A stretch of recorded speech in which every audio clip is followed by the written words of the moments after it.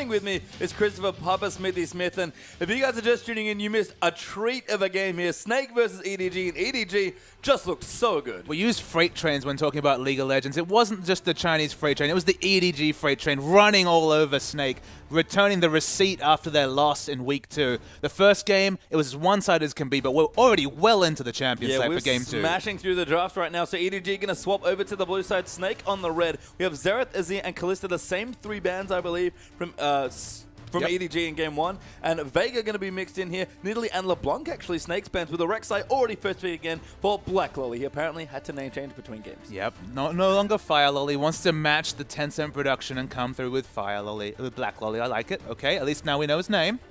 And the picks coming through, something a little bit different though.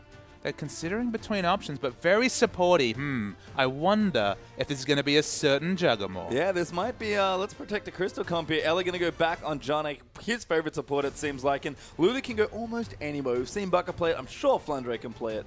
So we'll see where that goes. But as you said, 2 big supports here. Some very strong champions coming through the picks. I like the ban on the Vega. Mako made them regret that decision and was just everywhere. I mean, the Talisman, Boots of Moby, Distortions, and just a QSS just in case there are any cheeky stuns coming his way. The Event Horizon wrecked Snake, so probably smart respect ban coming through from them. Yeah, and actually Cassidy and Lissandra have both been left open, and it seems like someone on EDG is going to get the Cassidy because they are going to lock it in here. They do pick it, and they pick the Annie there as well, so a very powerful champion going over to EDG. I do love the fact that even with so many strong picks being available, they don't feel pressured to lock in or blind pick either their top and mid. They're leaving their options open. They've got the very flexible Cassidy along with the balance. You know, I mean, Korra on that, picking through the Rek'Sai. Rek'Sai's strong in any comp, whether it's early pressure or in the late game, has so many different options. And look, Annie, we've seen her in multiple lanes in the LPL. Very flexible with first 3 picks. And it looks like Crystal kind of abandoning the hypercarry hype train.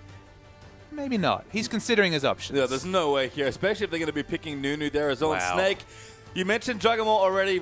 Snake have completely shown their hand here in this draft. Nunu and Kog'Maw, their 3rd and 4th picks. I mean, there's a Juggernaut, and there's like literally protect the Kog'Maw. Like there's no semblance of any other strat. There's no way to change this comp with the last pick. This is all in on building up Crystal. They've already showed they have great proficiency on Juggernaut. Of course, it makes sense. This has always been their identity. They've always been about leveling up Crystal and having him carry, and you can't really level much more than this. But with the picks that have come through, you can see Pawn, he wants to return to the Twisted Fate. With those summoners, I think it's going to be locked in.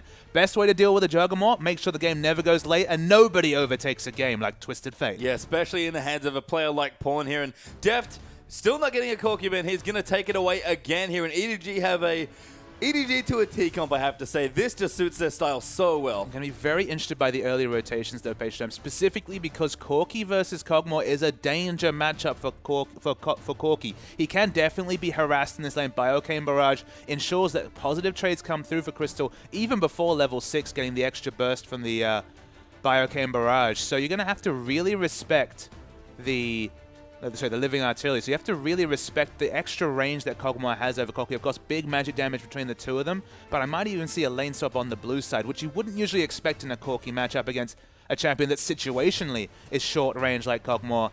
The Maokai, 1 damage threat on this comp, really, but you don't need much more than a Kog'Maw. No, Snake have one job here. It's protect King Crystal here, build up a nice big fortress for him to sit in and make sure he's safe. Flandre are going to take Malka here, a champion that I've actually been very impressed watching him play, but makes a lot of sense. They need a front line. Malka has a very good utility tank. He's good for peeling for Crystal. And as you said, Snake only have 1 plan. And I feel like this is a game that's going to be dissected for months to come because we've seen GE Tiger specifically playing so wonderful the Juggernaut comp, you know, prey on that Kog'Maw, doing so many great things. Crystal, another noted Kog'Maw player.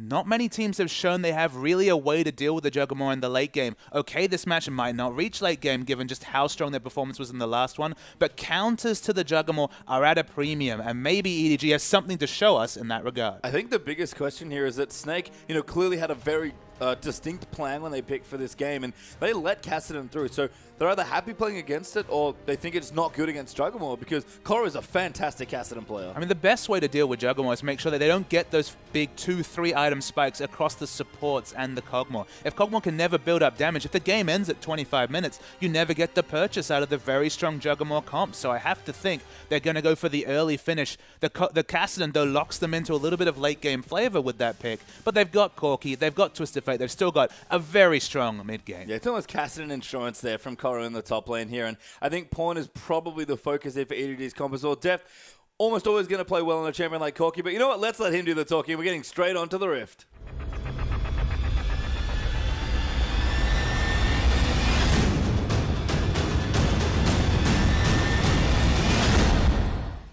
And welcome back here for our second game between EDG and Snake here. EDG finished game one in style there against Snake in what was a very entertaining first game here. They're up a game now looking for the 3 points here, and Snake, they don't want the reverse of history to be repeated here. They'd love to at least make it a split. And Beast gets on the Nunu. We haven't actually seen the Nunu come out from Snake for quite a while. It's actually fallen through picks and bans. So surprising to see it locked in. EDG, they're going for very early grouping. They want to invade. Yeah, really aggressive posturing here actually coming through there as well here. And actually interesting to look through here as you look down the trinkets of EDG. Really aggressive. They actually have 2 different red trinkets at level 1. Interesting. So they must have a specific plan. They must really want to get the lane swap and have the ability to scan out areas. They both use their scans. I don't know if they picked up a ward through it, but you have to think they're going to go back and change those early totems. Of course, you don't lose much. It only delays your ward about 20-30 seconds. Yeah, it's pretty cool. I think what you can do with the trinket system here, and EDG clearly trying something a little bit different, which is nice to see. Deft, though, actually moving in. Got good wards here on the right-hand side of the jungle for EDG, so they, I think, might be looking for the swap, but Snake have already put the Kog'Maw in the top lane. Swaps and counter swaps. It's hard to say what the teams are looking for exactly at level 1, but the result is Kog'Maw in the top lane. At the moment, Corki and Annie rotating towards the bot. It looks like the lane swap will be on. Yeah, I think Black Lolly as well, knowing that there were trinket wards that Snake had put down, wants to go start on the side of the jungle that they don't know about. Flandre also going to start doing some of the Raptor camp as well, but we are going to break out into a lane swap now, so it's Crystal. Might even be 1v1 against the Kassadin. And I'm very surprised to see that Koro has not changed his sweeping lens for a warding totem, so of course he will not have a lot of early vision. Going to have to play very, very safe. If I was the enemy team and noticed this, turret dive seemed like a great idea with no warding to even spot an early turret dive. Yeah, but the early swap, I think, comes out in Snake's favor here. Crystal, I believe, has frozen the top side of the map, and they, Deft could not make it down with Mako to try and get the freeze on, so he's not going to get a hard freeze. He'll probably try and slow push it, and as always, we're going to isolate the mid lane. So yeah, the mid lane stays isolated. The jungle follow is on for Snake. I worry for Koro because 5 members or even 4 members, it looks like the late invade to blue is the first goal for Snake. Yeah, classic Snake. You're going to really have power in numbers and move through. Look to take away the blue buff. Should be able to get it. Actually, Black Lolly is already doing the same here. So Snake, again, going to vertically jungle on the top side of the map and give Kog'Maw as much space as they possibly can. Usually you see the jungle follow coming through, even from Kassadin. Of course, he's not the best at a jungle follow. Doesn't provide too much damage at early levels. He's hit level 2, so he's been able to sap a bit of experience. But you can see the pings already. Snake are kind of wondering, why not just clump up and go for the aggressive dive? No, I don't know. I mean, they're looking for it at least in some capacity. Deft actually takes a tower hit. He's been pushing this so hard down towards the bottom side of the map. So 2 very different things happening in these lanes. Pawn actually going to go in there again. Good trends onto Baka, but Baka winning out early. But Twisted Fate, no slouch on the auto attacks there, especially with a point in his E. I think the point you bring up is very important. The strong push actually dissuades the turret dive, because if it goes even or wrong, you lose so much if you miss out on the early minion waves being pushed into turrets. So pressure Maokai with the early pushing, ensure that he has to walk down bottom lane to soak up experience, and that does actually effectively reduce a lot of pressure on Koro. Yeah, Beast though does own EDG's left half of the jungle here, and this is again what we expected during the vertical jungling. Ella actually autoed a creep, so this wave is starting to push, and Snake are going to try and get some turret damage now. You can see the rotations continue. They were at a very strong point last game. You can see with both Black Lolly and Mako rotating to level 1 to the top lane, they still want to stop any potential dive. Koro is getting dope here. No, it does flash quite late, but Snake can't quite get the kill. Black Lolly is also coming up. Like you mentioned, Mako's there as well. First blood there onto the Nunu, but Crystal is here. Flandre actually ported up already at level 2, and he got the double buffs. Now Pawn, he's already activated Ghost. He does not want to flash without vision. He wants to pick up the double buffs himself. He's getting killed though. That's not good news. Crystal finds the last auto. Ella actually cleans up the kill. The buff transfer not happening again here. I think Mako, yeah, does have the doubles right now, and Snake might dive in again. Flandre Flandre tower diving with the Mako once more. Does go down there, but the double blast now go over to Baka here, as it's just buff ping pong in the top lane. It's just insanity coming through with all the aggressive deaths. 5 deaths already in the first 4 minutes. This game, I thought the first game was quick. We're starting off at an even faster clip here. I mean, apparently Snake, despite picking a very late game oriented comp, can't help themselves when it comes to aggressive tower. But that's the funny thing, though. If you've got a late game comp, the late game comes closer. If you're both getting gold, it suits the late game comp because you're both building yourselves up. Corki, the only one who's been an onlooker this whole time, doesn't even have a massive CS advantage to show for not being involved in the kills. And the 3 assists, the goal's going to be very even across the map. Black Lolly's here in the top side. Ella has to try and tornado it up. He is going to get knocked up, I believe, but a good shield might keep him safe. Crystal, though, could be in trouble. Holds onto his flash very judiciously, and he'll back towards his turret. Had already used his heal, but was able to hold on to flash. The result, of course, is double buffs on Baka. So that's going to be even more difficult to deal with the very early lane bully that is Lulu for this Twisted Fate. Suddenly, he's going to have to play behind. He's going to have to perhaps be the second person to hit 6. Already has a slight level disadvantage in mid. The Destiny is going to need to be on point to justify this Twisted Fate pick. Yeah, and it's so weird as well because these are not standard lanes at this point. So where can Pawn even go to look for an early Destiny? It's a very interesting question, Patient Time. Of course, Kasten doesn't offer too much, especially pre-6. Of course, he will be 6 by the time that Pawn's Destiny comes through, but still doesn't offer too much in terms of a ganking lane. You're looking for CC in the lane. Maybe wherever Mako is the safest choice for EDG. I think that's probably a good decision here, as Baka might even get roamed on now as well. Playing pretty back here on the Lulu. Mako doing standard Annie LPL things here. Level 2 on the support Annie. I mean, you don't need any more levels to get your stun pastry time, so I don't know what the problem is. I mean, at the end of the day, Annie in any team fight, she can flash in, stun people, and die. As long as those other people are dying, she's happy. And we saw that already in the top lane with the massacre that happened here. But Flandre will come back down to the top side. He's getting heavily denied in CS, unfortunately. Just trying to throw some saplings and get the lane moving. But the AoE might cost him there, actually. His creep wave's going to push back now. And it's just interesting to dissect who took all the gold from those early trades. Mako was actually one of them. With the boots and mobility, already has a lot of map pressure. Early Dragon coming through. I believe it is spotted by the ward that was already down from Snake. But, of course, with Kog'Maw in the top and just not having a lot of pressure on the map. And now that Korra rotates to mid, it's going to be the first Dragon to EDG, you'd have to think. Yeah, we look at a lot of hyper carries, and a lot of teams like to swap their late game carry into a safe lane, in a 1v1 or even a 1v0, freeze the lane and get a lot of farm and get through the early game. But of course, if you do that, especially on the red side, this is what happens. Yeah, Dragon goes to EDG. That's the standard way, of course, with the vertical jungle, with the follow. If you're the ones that initiate the swap, if you got your Kog'Maw in the top, you're going to give away Dragon. All right, Nemeko down the bottom. Level 3 now, coming up in the world on this support Annie. But not quite ready to look at Flandre for a potential stun here. And Korra actually hanging out as well. Level 5 gank apparently coming in, but Pawn doesn't need the relief of pressure and just continues to farm out against Baka. Destiny's complete. You know, we always consult Messiah when he talks about Destiny. It's always the first Destiny that he values the most. Of course, the amount of pressure the first one puts on will only reverberate with the second and third if it's successful. But of course, if it doesn't come together or if TF dies or loses a lot of pressure, you have to remember it's very difficult for Twisted Fate to push a wave in significantly enough to buy time when he goes for the Destiny against a Lulu. Lulu's got so much wave clear, and Black Lolly, that's awkward. That's not a good showing for your second competitive game in the LPL. Does unfortunately get executed by the red buff. I don't believe he completed it, so he's even going to have to go back and saunter there with his tail between his legs to pick it up again. Of course, buffs do stay through death if you get executed, but didn't even pick up the buff. No, unfortunately. Doesn't even have the ulti on the Rex side to rush back in and show it who's boss, but EDG instead will continue farming out. They'll take a bit of a hit there. Snake, a very slim gold lead, and the most important thing for them, they own the top side of the map, and Crystal is free farming. Yeah, and Beast, of course, has the extra knowledge. He's going for the early invade, but the rotation is going to come through from Pawn. He'll be the first to react. No further buffs going to be lost, at least just yet for EDG. Yeah, but you can see the early sights on here, of course, a trademark of these jungle Nunus and Beast, just trying to get some vision out. Almost level 6, going to walk into the lane here as well, possibly give Baka a blood boil. Does there, and they might look to dive the bottom lane now. Considering it, there's 4 members on the bottom side of the map. Crystal, the only person who has no way to get there.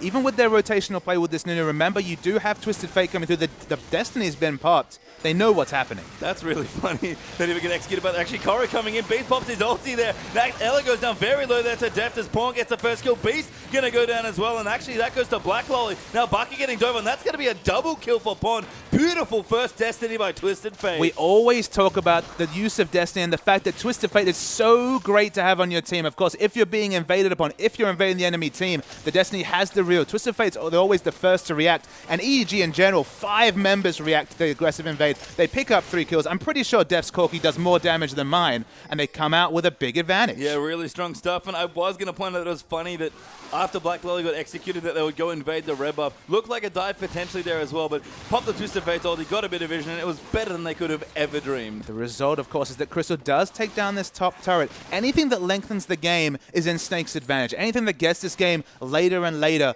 is what Snake are looking for. Okay, donating 3 kills, not ideal. They are behind in Dragon, but they're just trying to take advantage of a Black Lily who's obviously a little bit rattled, given that he's already been executed this game. Yeah, Crystal, though, now level 7, does have his Sheen, going to go back and possibly spend a little bit more gold. Koro scaling up as well. Be interesting to see what build he goes for, but probably looking for a slightly later Rod of Ages. Deft, as always, ready to go here on the Corki. Sheen plus Phage and level 7 still. The timing probably not going to be there 11 minutes at least. He's just got a little bit of gold left after the first 2 parts. Needs 1200 to finish off that Trinity Force. So probably 13, 14 minutes going to be for him. Still very standard par timing.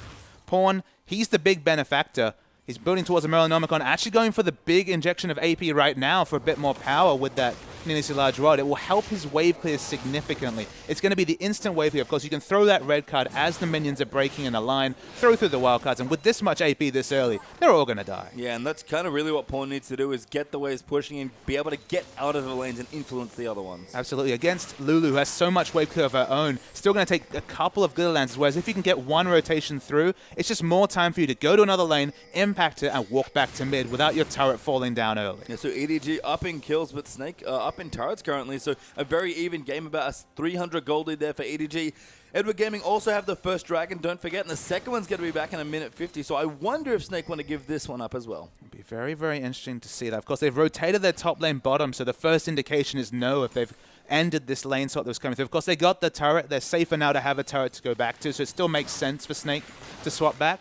Mako, he's just hanging back. Not that interesting in experience. Even though he's level 5, you think he needs to rush towards Tibbers, but he just wants to make sure Deft is very, very strong. Yeah, and Deft has been the benefactor of a lot of action in the early stages. See, good poke there by Crystal, actually, trying to get the wave into turret, but Deft doing his best to freeze it as he's going to continue looking very strong on the Corki. Tower, though, does get under the mid lane, actually, so Pawn, a lot of good pressure. I mean, significant that Twisted Fate's actually the first to get down a turret himself. Of course, they did a lot of damage as a team earlier, so it was already very, very low after the very early push and the 3 kills that came through. So it's good that they pick up that turret. Of course, that frees them up to roam because you're going to see Lulu trying to answer that turret and anchor to mid to some degree. Koro himself is opening up a roam. With a minute left to Dragon, they're rotating their top laner very early. He doesn't have teleport, so they want to make sure they have the numbers advantage if he needs to rotate, if they want to clear this vision to set up their second Dragon. Yeah, Koro, they're going to walk back up here. Flandre, like you mentioned, does have his teleport, but I'm sure Koro will be back for this next Dragon in time. But it was just maybe seeing if we could get something work done there in the mid lane.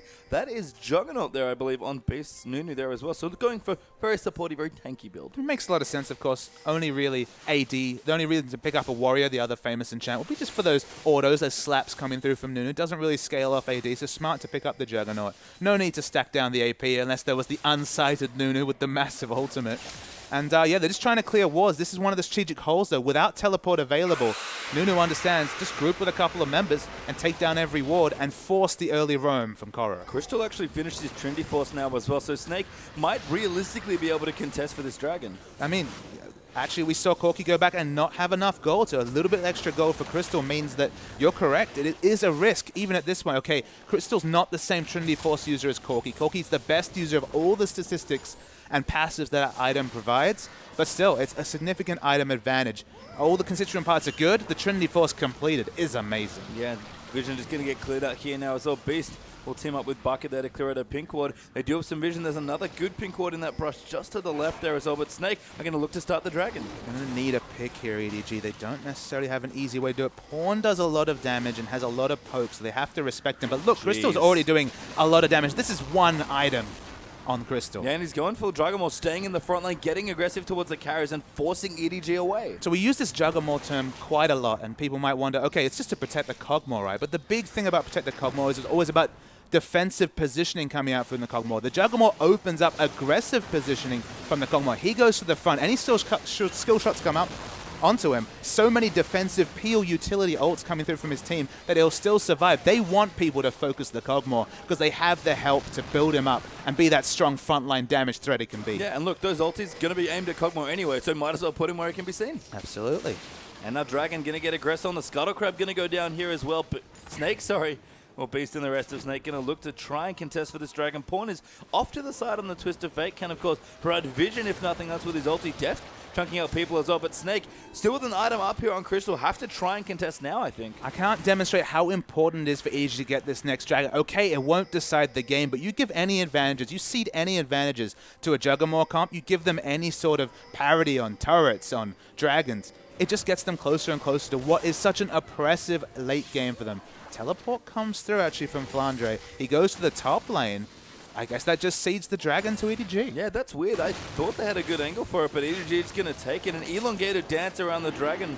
But EDG will actually pick up the second. Snake, like you said, just give it away. I mean, the one thing you can say is that Flandre picks up a lot of creeps doing that, gets closer to his Rod of Ages, and knows he'll have teleport available for the next Dragon, because you know that EDG is going to rush it there, but there's no misunderstanding from Snake. They're giving that away with a purpose. We look at the gold, doesn't quite have enough for the Rod of Ages yet. The second Dragon, look, it's not a big thing to give away. It, of course, gives the team position on the third with the exact timer, but I don't think there's any sort of ambiguity about what's happened in that trade. For whatever reason, they called him away. Yeah, I mean, they just, I guess, didn't want to risk it was the thing, because Flandre is actually going tanky here as well. Probably the right to Glory plus the Banshee, so I could have probably had a Rod of Ages if he really rushed for it. Didn't go for it, and Koro is almost at his as well. It's a little bit delayed, but he's kind of at the upper echelon of where he can realistically get the item. But in general, things went better than expected for EDG. They thought they'd have to commit to a fight that they weren't really item-tuned to win. Like, it would have been a very close fight. They're able to go back and shop soon with Corki, sitting on more than enough gold to pick up the Trinity Force and start working towards that Sorcerer's Shoes. That's probably why he's staying in lane. Pawn's going to push towards level 11, about 1 minion away from picking that up. The second Destiny, it actually hasn't happened yet. The first one was so important in the game. You know, we've seen from Pawn, from Cool, the consistent flavor coming through from these Twisted Fates. The split push, you know it's going to be on in the late game. Yeah, Bucker gets his blue buff there as well to help counter-push some of the waves that are coming through in mid as well. Crystal's now down the bottom, tending to the minions there in that side of the map. Pawn, there we are, level 11, and like you mentioned, pretty much instantly clearing these waves. Very interesting build, though. 40% CDR so early with the blue buff, actually just going to be slightly over the cap. Very important. He's going to have excellent wave clear. He's going to have excellent turret damage, because although it's not the Lich Bane, you're going to get the blue card, the red card, the gold card, even if you're harassed onto the turret that much more often. So it's just fine in terms of build. But it's working towards the Zhonya's, you have to think, with that needless large rod. Crystal there, as you mentioned, does get the Grump there as well. Deft down the bottom side. Does have a Trinity Force, not quite the Sork. She's actually a Longsword instead. Probably going for a Bloodthirster. Presumably that Longsword's a Vampiric. So you might ask why with the Merlinomicon? Why go for it? And the big factor you have to consider here is how much healing is there on the Snake side for their Hypercarry. And wildcards have such a large AoE and such long range, you're able to consistently apply the Merlinomicon debuff to the enemy team. That sounds like a small factor when there's no Soraka, there's no obvious heal, but between the Janna healing and just all the supportive abilities, anything to help shut down this Juggernaut in the late game or even the mid game could be critical for EDG. Yeah, top tower goes down there. EDG will take out Snake's outer turret. They're the last one that they own there as well. I mean, again, Snake playing very patiently. They have no real reason to take unnecessary risks. They just need to make sure they get to a point where Kog'Maw's looking good. And the onus is on EDG. The game is on some sort of timer here, you have to think. It almost feels like double AD versus Mundo type of timer that comes through with the Juggernaut comp. In the late game, there's just been no comp that's been able to reliably beat them or even pressure them just because of how strong Kog'Maw is. His scaling with the percentage magic damage on the Bioarcane Barrage. You just add standard AD items. He does so much damage. It's so hard to take him down. He's even going to have the Nunu Blood Boil on him just for an embarrassment of riches in terms of attack speed and damage. As I see a smirk coming through from a certain producer. Kog'Maw is so strong in the late game, and they have to pressure him. Even though they've got things like the Rod of Age, they've got scaling of their own, nothing compares to the scaling of the Juggernaut. No, and for me, it's Pawn who just hasn't pulled the trigger on the second Destiny yet. But the Destiny's active. Is it going to go in potentially? Has popped it, like you said. I guess just wants a vision, and Snake are very comfortably playing back towards their tier 2. And the vision does give them position on whatever kind of advantage they're trying to get. They're pushing in aggressively to this bottom lane turret. The big thing to consider, without the Zhonyas, the Suicide Port is a real risk, so it's understandable to not want to go too aggressive with your positioning, not go full Messiah without that Zhonyas. Well, slightly mistimed, unfortunately, for Pawn, because he just got his Zhonya's Hourglass. So awkward. Could have done it if he had it. Yeah, a little awkward. 40% CDR, though. I mean, it's not going to be too too long. Of course, it does have quite a long cooldown. At level 11, I believe it's just over 3 minutes or around that 3-minute mark, but not completed just yet. It's chugging down pretty quickly for Pawn. I think that's the other reason for the cooldown build that we've seen on a couple of other Twisted Fate players as well. I think Assassin from King comes to mind in recent games. So again, just use more ultis. But this is not what Pawn went the last time we saw the Twisted Fate. So I think the fact that the Merlinomicon is so core to their style and the champ pool that the enemy teams have picked, that you kind of just seeded early pressure, seeded the less damage. Of course, without the Sorcerer's Shoes, the less flat magic penetration, especially early, is going to really affect you. So going for the CDR build, it gives him a lot of utility. It pigeonholes him in terms of utility until he finishes the Zhonya's. But now with the Zhonya's, can be the playmaker that Pawn and EDG have always cried out for, and Pawn has fit seamlessly into this lineup. Yeah, Pawn's just a fantastic player. Has pretty much since from day one here when he started playing with EDG, it just fits so well. And that's been the big story for EDG as a team. They've just clicked instantly almost, it feels like. You know, you could talk about their old lineups, talk about the Koreans being a strict upgrade, but at the end of the day, they're just a good team and they've always looked like a good team. I think we took a little bit longer to warm up to the new lineup just because, again, Name to Def didn't seem like a strict upgrade. Of course, he's been wonderful so far this season. Def, he needs so many plaudits. He has been excellent, but it was, you know, it was a slight upgrade at most. That was the kind of thing there. And of course, there was the potential of the language barrier coming into the team and taking them back from their rotational late game shot calling strategy of previous years. Deft has been so consistent though, and the Corki especially, the rotations they've been able to do, but Pawn is the big factor, I think, that's kind of changed this team's identity. Going from the wave clear mid laner to someone who started the season playing Fizz, initiating for his team, now playing Twisted Fate, equally able to initiate for his team. The strategic flexibility to move from protect the Def to more offensive comps, so comps even around Pawn, it just gives EDG so many more strengths in their book. Yeah, and all they need to do now is figure out a way to break the Dragamore at this point, because Snake, again, they're just very patient. The next dragon is coming up, though. That's a crucial point. EDG would be their third if they got it, which will definitely help some of the rotations here. But Snake are playing very far back. They're happy to play in the lower half or lower third of the map here for themselves, and they're picking up farm. Everything's going fine. I mean, if the most they get is a third dragon, that's maybe not a massive point. As Beast takes a nice burst of damage and the teleport's coming through. Yeah, Flandra's moving in. Korra's actually coming in as well. So Pawn actually forced to flash away. Flandra going to go over the top. Crystal, going to flash after him, and they should be able to lock him down. A good stun card lands in, but Pawn can't get anything else done and does go down. That's a free kill, actually. Yeah, Pawn was completely separated for his team. They're looking for some exit kills to balance it, and there's the flash Gibbons. Bucker goes in there. There's the first kill. Def gets it going in. Now Black Lolly in trouble. Actually, Crystal carting back around there. There's the next kill, but Def is in the front line going in. He gets exhausted as he moves in on top of Crystal. A great trigger to Phosphorus bomb there, and Korra is in the mix there. Can he survive Crystal? He does somehow live. Mako going to go down as well, and a full ace there for Snake. The team split coming through from EDG was a massive problem. Mako, he's alive right now, actually looking for some autos to get the passive through, the visionary passive. He's going to fall eventually.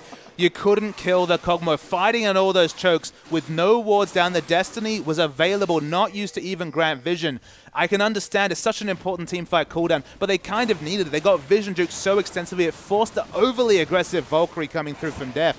And the result is a dragon, and suddenly massive momentum for Snake. Yeah, and again, Snake buy more time. 6 minutes, you have to think they're going to buy at least for that dragon. A ton of gold there after that fight as well. To lose a mid-game team fight as EDG playing against this comp of Snake is disaster. And that's the thing, like you think, okay, why is there 6 minutes longer? It's just the reality that to finish out this game, unless you can get a massive pick and break the base earlier than expected, you realistically do need a massive advantage, like for example, the 5 dragons. So it's going to take 6 minutes longer at minimum to pick up the 5 dragons through from EDG now that Snake have picked up one. Of course, that's the stats. The 6% AD and AP is going to make the shields and the damage stronger from both Crystal and the rest of the comp. And this is already some interesting face checking. Face checks there as well. Flandre going to dive in. Crystal in the backline going to go in, and Bucker actually pops the ulti onto Flandre. Beast uses his ulti there as well. Black Lolly diving in the back onto Crystal, but Crystal gets the first kill there into the Rek'Sai. Korra diving in the back. Pawn around the side there as well. They snipe Crystal with the Twisted Fate ulti. Bucker looking to go down here as well. And there's the ace for EDG. And the big hero there is Pawn, both cancelling the channel on the absolute zero, and then the flank coming through. It looked so great for Snake. The percentage health was coming onto Flandre. He was a massive tank in the front, but with the flank, suddenly Crystal was ambushed in the back line. Nothing he could do. It should be Baron for EDG. Wonderful team fight from there. The cardinal sin of Dragamore seems to be don't Lulu ulti the Maokai.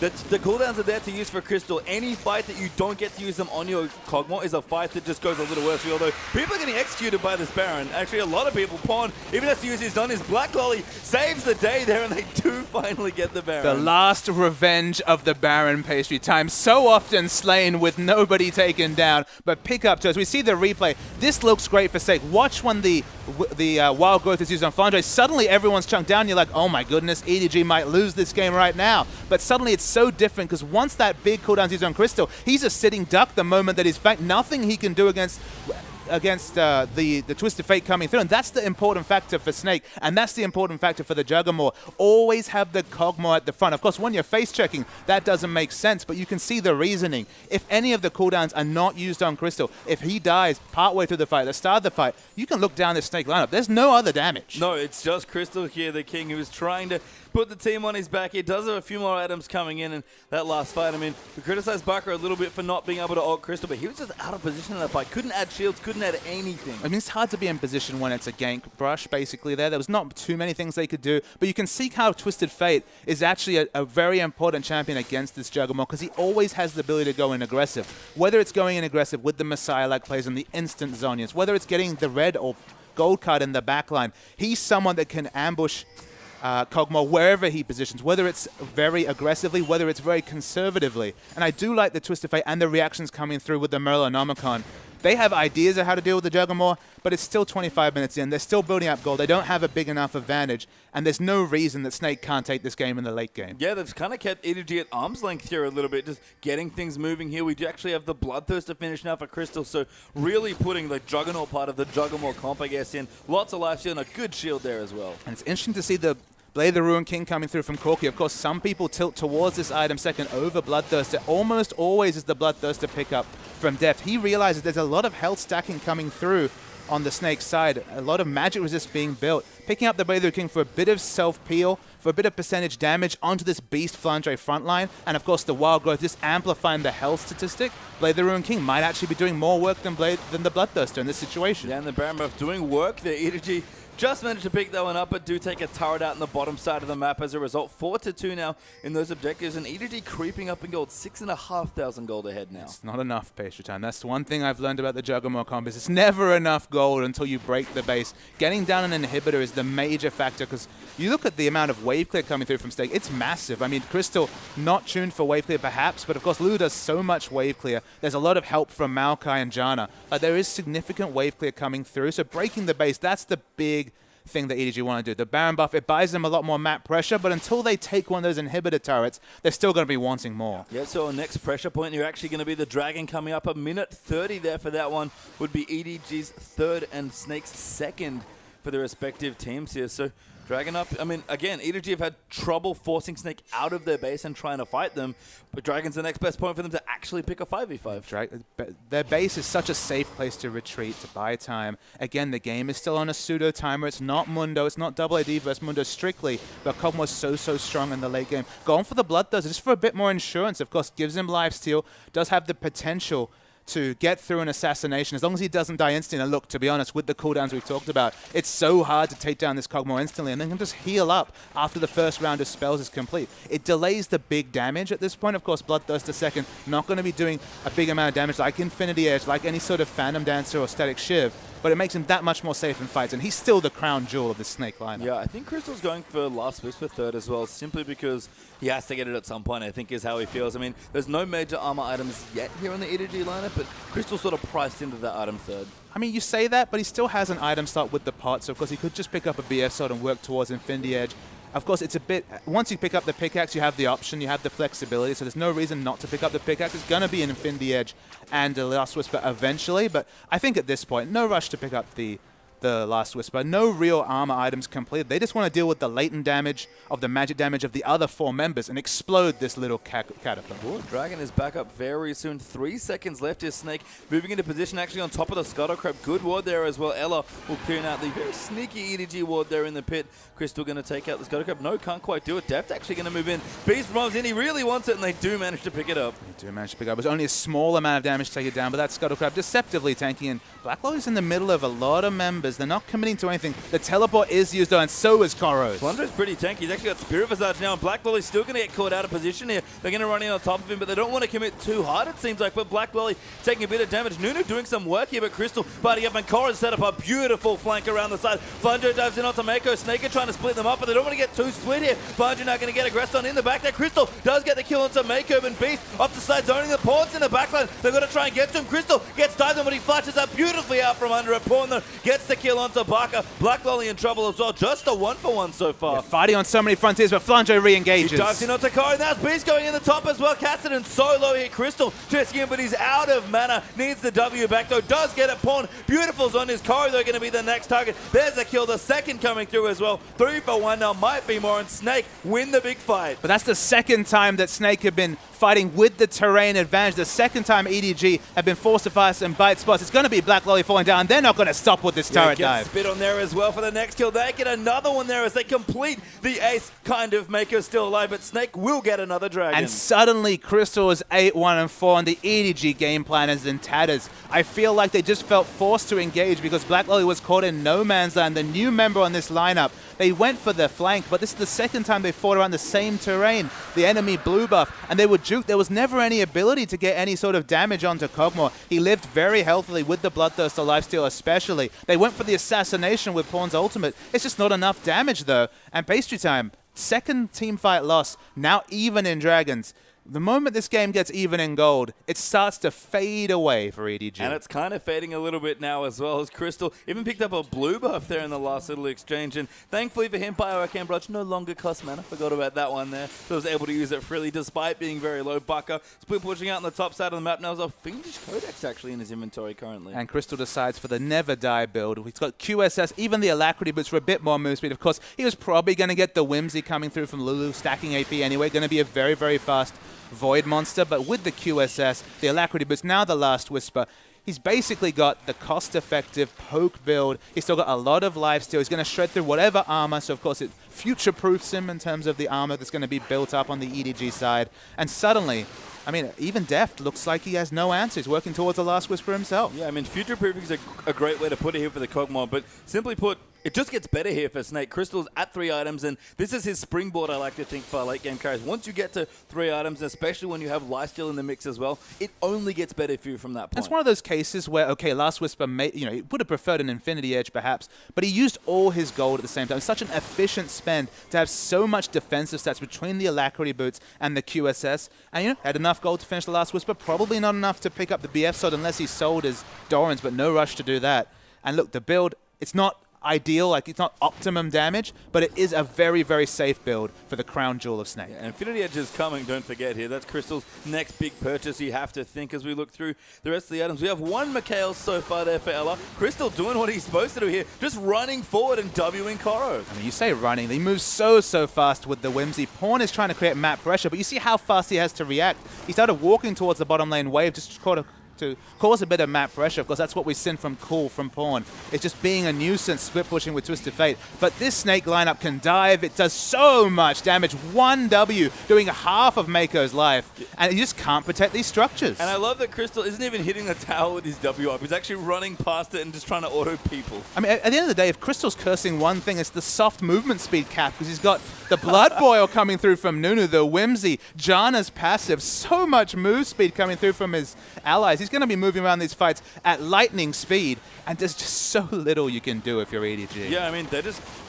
Nothing you can do is correct here. Crystal does take out the tower. That's the 4th there for Snake. We'll even it up. Baron is a threat here as well. EDG do have a nice wave pushing in the bottom, I believe, as well. But Snake, they're going to set something up here. Even if they don't get it, they'll force a fight.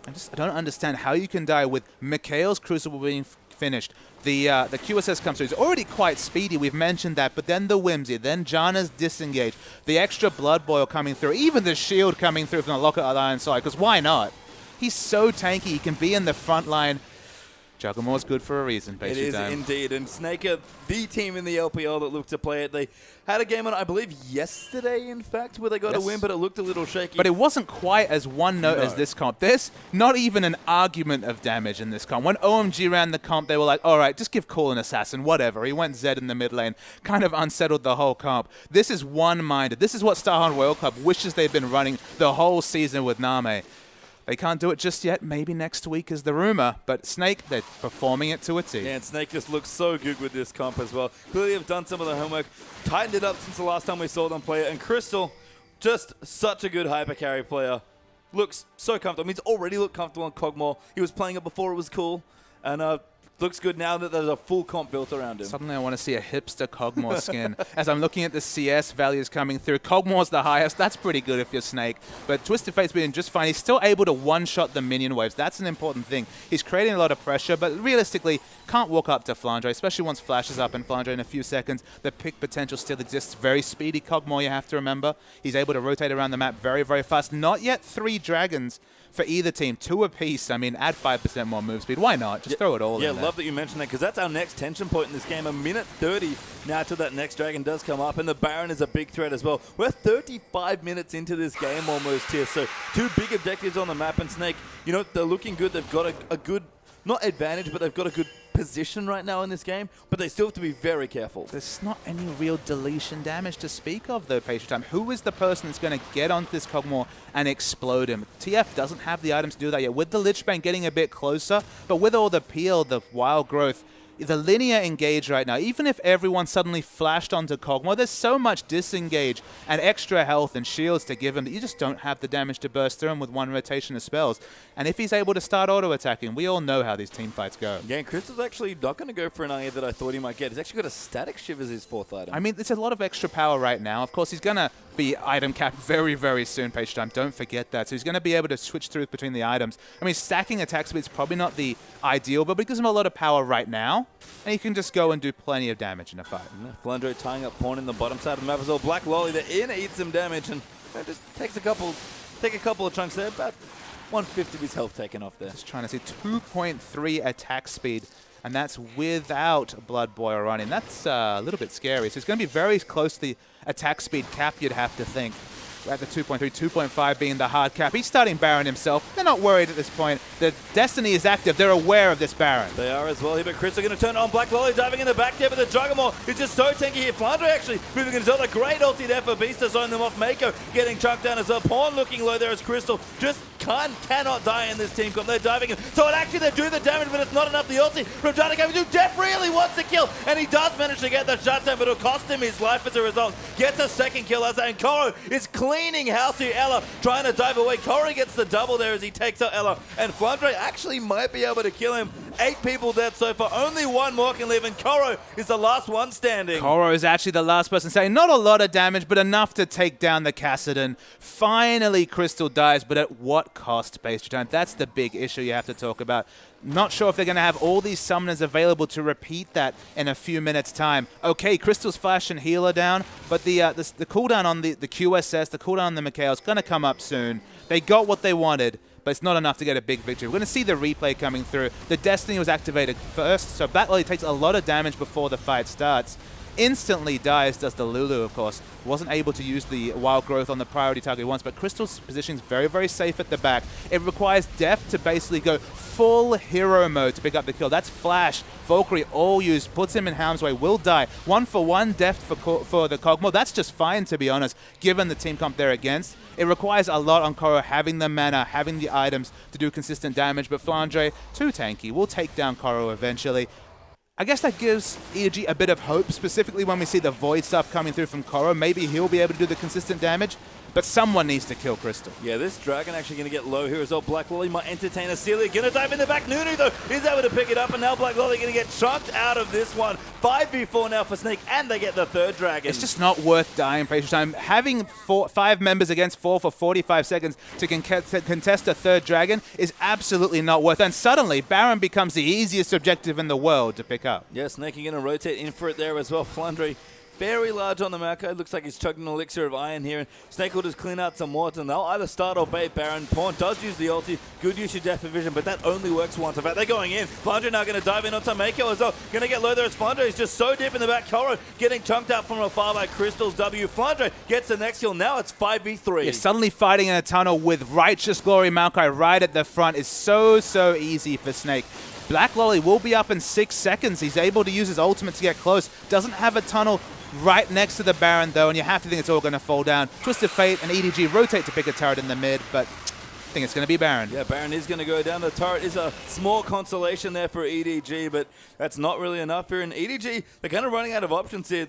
Honestly, the only one left might be to split push to victory. And it's worth knowing, though, Base Chime, is that EDG won a fight. They killed the Kog'Maw. You might be thinking, all right, why can't that happen again? Remember, they all had to be positioned around a cove in the Baron pit. There were plenty of people still DPSing Baron, just peeling off of Baron. The terrain was not working in their advantage. They weren't able to spread their threat. Not threats, it's just a single threat. Very, very well. Crystal had to be, his positioning was very, very difficult. It's going to be different in a 5v5 situation when there's more space for him to retreat to. Whether he's at the front, whether he's peeling off to the back. That was one of the positions where Crystal was going to be the most at risk. It just gets better for him as this game goes on. Yeah, and it's looked good so far here for Snake. Almost 40 minutes into this game. Still don't have a gold lead, worth noting here. They're only 3,000 gold behind, though, and that gold lead is quickly diminishing in its actual value. Just watching the 631 move speed Kog'Maw with Whimsy rush around the map. Kog'Maw's, Kassadin, sorry, is trying to create map pressure, does not have teleport. So, I mean, Snake, to be honest, when they know the Destiny's down, specifically when they know the teleport's down, they can be so assertive, push up their wards, be aggressive. They have the Baron buff riding. I'm not sure if they're going to look to siege just yet. They're all backing away, adding items. It's a Mercurial Scimitar, so it's 6 items. I'm going to say that with inverted commas just because there's going to be an Infinity Edge at some point. They doesn't need to have the Static Shiv. He could always switch that out. For now, though, these are the 6 items that he's put together. Most gold in the game by far is Crystal.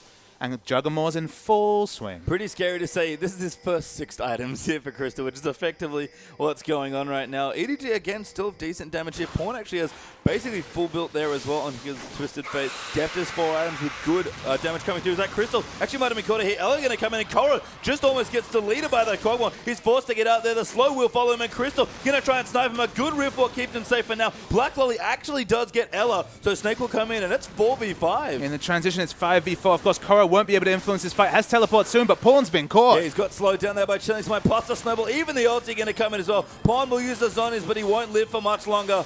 And Crystal gets another kill. So the teleport is available. Korra will be able to influence the fight soon. He's actually backing. He's not in base yet. And Snake are going in. Yeah, Crystal there comically just leaping forward. Flunder actually in the back as well, cancelling some backs out. The T2 turret will get melted here by the Kog'Maw damage that's coming through. And you saw Dev's Corki in game 1. Crystal's score looks very similar this game. Still don't have that gold lead, but it doesn't look like it matters. They're spending their gold so efficiently. In fact, they're just stacking it on the Kog'Maw and riding him to victory. It just zooms around. 630 move speed with the Whimsy. Bit more AP come through from Lulu. Might be able to add it up. There's nothing EDG can do. Pretty scary that this is without Infinity Edge for Kog'Maw as well, but Crystal just so potent on these hyper carries. Look, he's running in again. There's nothing he can do.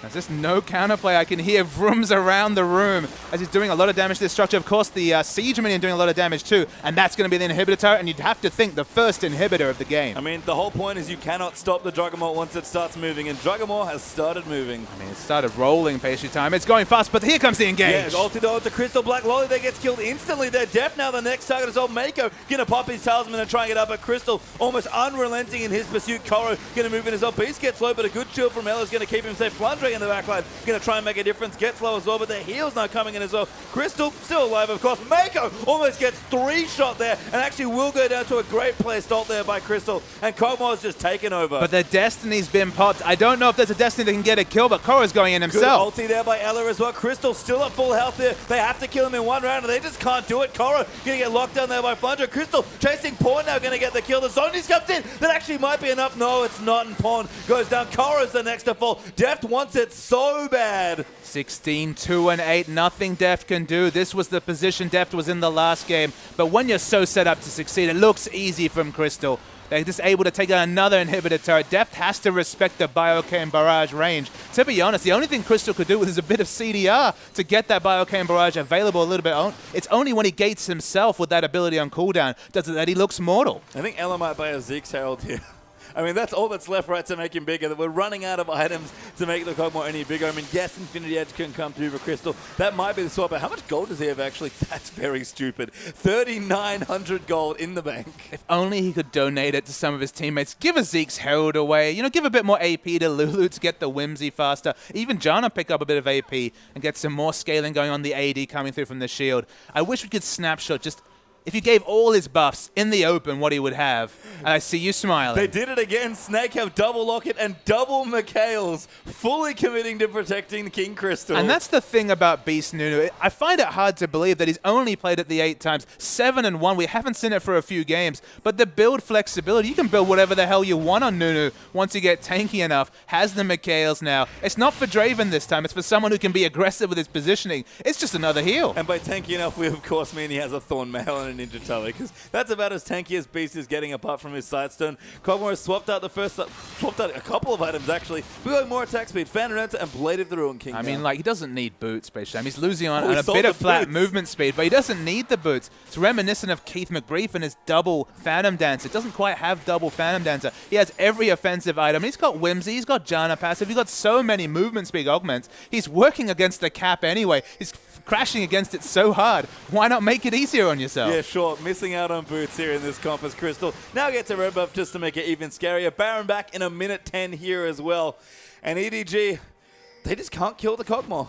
I mean, it's just crazy how much of a time you're on against this Protect the Kog'Maw, this Juggernaut comp. They were doing so well early, you have to remember. They were making the rotations. They had the outer ring of turrets down first. But it just reached a critical point. The fight around the enemy, blue buff especially. The first one, it looked bad for EDG from that point. You can't make too many missteps against Juggernaut. The second one, that was their death sentence. Didn't need a Thresh to confirm that. And Snake, they just keep pushing. And EDG, they're just sitting back. They're being conservative with their positioning. They're just hoping for a miracle. Yeah, I mean, if they can somehow kill this Kog'Maw, we mentioned it, it's just one damage shot. Flandre casually teleporting from base. He has a Void Staff on his Maokai. And he has the home guard boots, you'd have to think, to try for an engage. They want Death. He was going in, actually assumed he was going to press the W. Death gets turned down to half health in 2 shots. And now Flandre going to dive in the back. Crystal going to move in as well. Black Love, they're going to dive in onto him, but he's kiting back so well there. Rek'Sai going to be the first kill to go down. Tabaka Mako follows soon there as well. Korra's forced to Zoni's. The rest of Snake are running in, and Crystal is just unstoppable. Rest in peace, EDG. A couple of members of Snake might fall down, but there's nothing they can do against the Juggernaut. No, you can't stop the Juggernaut here, and Crystal moving in for the last kill here. Death will complete the ace. He actually takes it on, makes it competitive, but too many shields. Crystal moves in. EDG tapped the mat. And what a series there. Well deserved that it split 1-1. The surrender comes through. There's no answer to the Juggernaut. EDG, one of the best teams in the world. They tried their best. It looked at terms like Pawn could deal with it with their very aggressive positioning available from Twisted Fate and the Destiny, but it wasn't enough. They were outscaled, and that second fight around the blue buff just decided the game. And you know, EDG might be happy to not get 2-0'd again by Snake. They'll hold on to first place as well, crucially, with only a point each going to both these teams. But Snake, I'm almost surprised they didn't pull out Juggernaut in game 1 with how well they played that second game. And it might be the point where you just have to blind ban Kog'Maw, something that we haven't talked about for so long in competitive play. But you need to respect that this is the team of any team in the LPL that are set up to succeed with the Juggernaut. It'll be interesting to see what EDG take away from this series. Because, look, if the Kog'Maw was banned out, if Juggernaut wasn't available, theoretically they might have been able to repeat that game 1 performance. But I think some players, they're going to have rosy memories of that excellent game 1 where they annihilated Snake. And the next one, some other players, though, the nightmares of the Juggernaut. Yeah, and the Crystal's going to give Deft a couple of nightmares there, but a great split between EDG and OMG. Those are the 2 best teams in the league. You want more? The 3rd best team is coming up.